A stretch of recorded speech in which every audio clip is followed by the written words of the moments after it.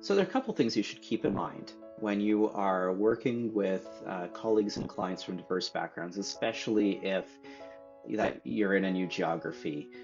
The first thing really is to be open-minded and to not project your own culture and your ways of working onto other people, because they may have a totally different background and culture than you do.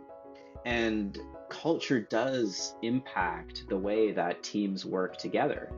You have cultures that are high context, in which people communicate in very subtle ways, and you have low context cultures where people are very direct.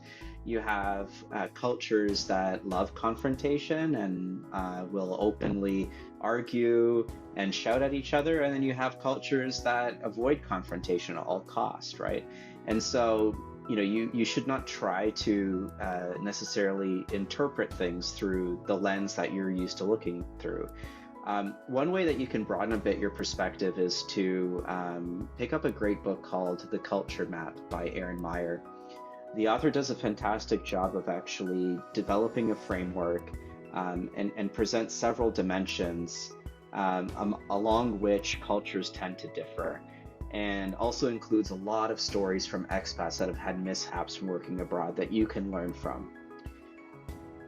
Aside from being open-minded and doing your research, you should also take the time, really invest to get to know the culture. You really only do that by immersing yourself in it. In many cases, that might mean learning a new language so that you can communicate with people, or with colleagues who speak English. Ask them questions, right? And be open-minded, be curious, and learn. Some of the best cultural lessons I've actually learned have been from my language teachers. So you not only get the benefit of learning a new language, but you also learn about how to work in a new culture as well.